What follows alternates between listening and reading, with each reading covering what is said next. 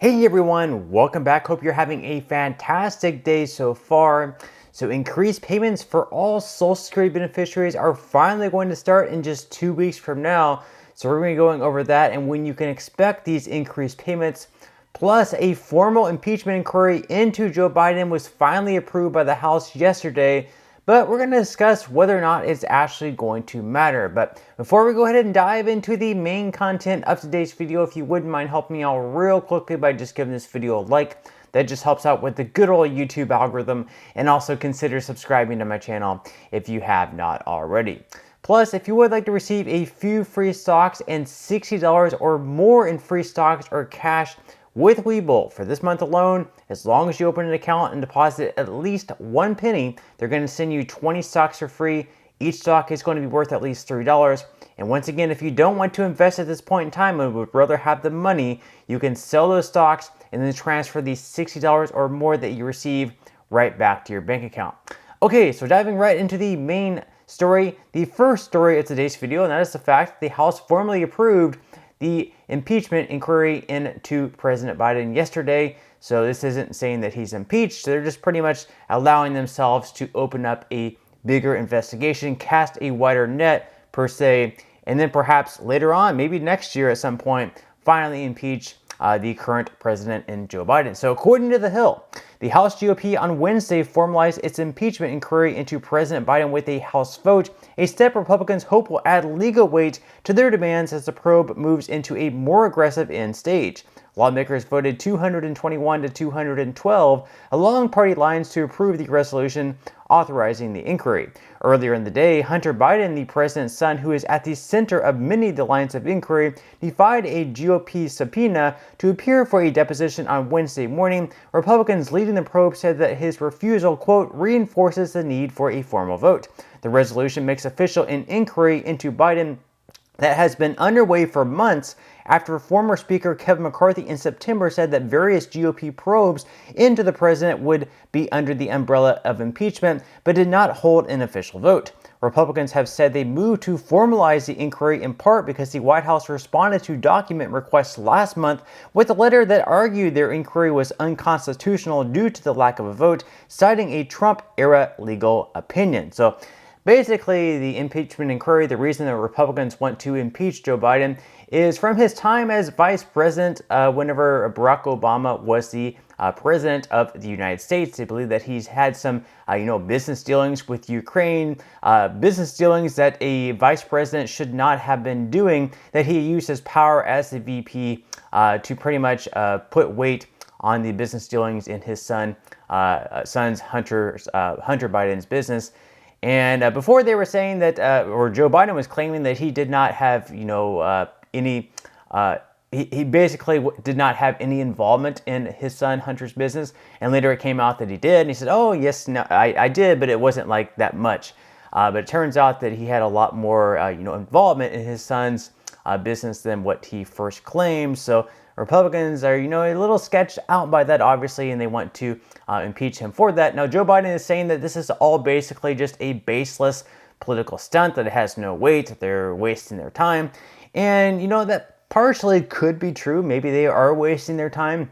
Because after all, if they do actually end up impeaching the president, which it might be very hard to do because they have a very slim majority in the House, so it's pretty much going to come down to every single Republican voting in favor of impeaching Joe Biden. And for those lawmakers who are in districts right now where they're going to be up for re-election and it could be a very close vote, it may be risky for them to vote to impeach Joe Biden if people think that he shouldn't, or he or she shouldn't impeach Joe Biden. It might put their re-election efforts up at risk.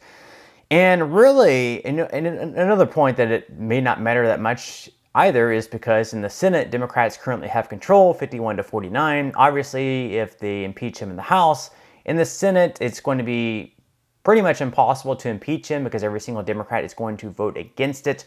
So it's pretty much going to fail in the Senate. And also, the election is coming up in November of next year. So even if he does get impeached, he might be gone anyways if Donald Trump ends up defeating him in the 2024 election. And, it really comes down to also, if you look at voters, is it going to make them more or less likely to vote for or against Joe Biden if he is or isn't impeached? Or having this impeachment inquiry open up, is it going to make voters more likely to vote for him or less likely to vote for him?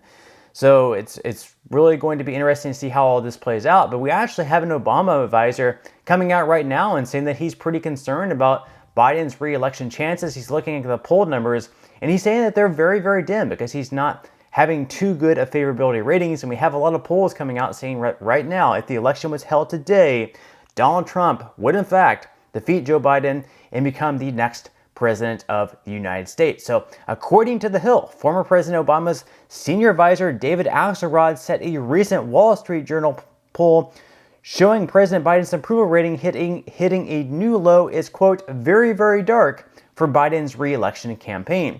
He said, quote, job approval is down, ratings generally down, most of the comparatives with former President Trump, not good.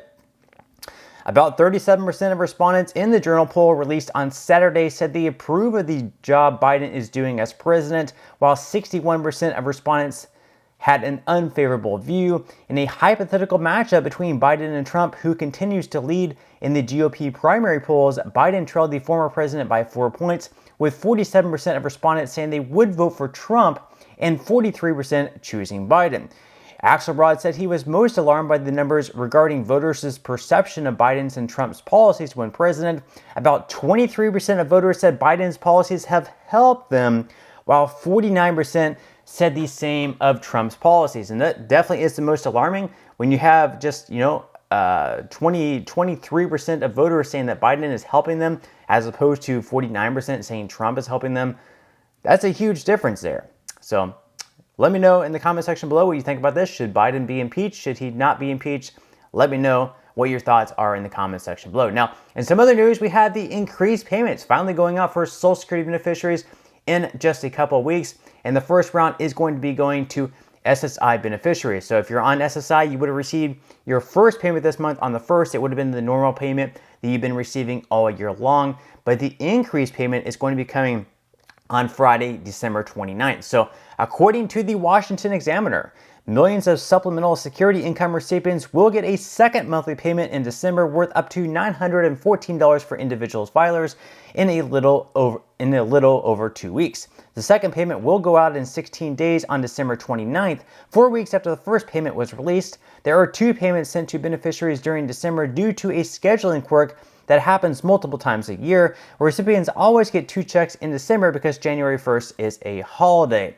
So obviously that second payment, once again, is going to be a little bit higher than $914 if you are receiving the maximum as an individual. Now, as far as all other Social Security beneficiaries, whether you're receiving retirement benefits or SSDI benefits, your increase is not going to come this month. So this month payments went out yesterday. They're going to go out on December 20th as well as December 27th. Those dates you are not going to see your increase. Your increase instead is not going to come until your January 2024 payment. That is when you're going to receive your 3.2% increase. And while an increase is certainly great, it's keeping up with inflation somewhat, not all the way, but somewhat. How about a raise? I mean, we've seen different bills out there. Bernie Sanders wants to raise all Social Security benefits by $200 per month. That would be greatly helpful. Not likely to happen because we don't have Republicans on board with the bill, so it's not bipartisan. We do have one bipartisan idea out there right now by Bill Cassidy, which would save the Social Security program from going insolvent, but that one has pretty much been falling apart. He's not really been talking about it lately. One thing that he has been talking about, he was on a news channel just the other day, and he talked about those overpayments. So there's a lot of people on Social Security benefits who are receiving these letters in the mail from the Social Security Administration saying that, maybe 10, 15 years ago, you were overpaid. And because you were overpaid your benefits, now you're going to owe us hundreds, thousands of dollars. And that's a very scary notice because someone could have been overpaid whenever they were 70. And because of those overpayments, they might be like 82, 85 now. And the Social Security Administration is saying, hey, because we overpaid you 15 years ago, you now owe us $6,500 or something like that. And this isn't money that someone necessarily has just sitting around perhaps in their situation. This is an unexpected payment, and quite frankly, it's unfair. So Cassidy is saying that we should, pass some type of law or have some sort of reform where, if there is an overpayment that is made, it has to be absolutely reasonable, and they can't come back to you all of these years later and say that we messed up then. It should be on them. They should make sure that if the mistake is made, it should be made up in a quicker time span. But that's all we have for today's video. Certainly hope that you enjoyed and found value out of it. If you did, again, I would greatly appreciate if you could give this video a like. Consider subscribing to my channel if you have not already, and I will see you in the next video.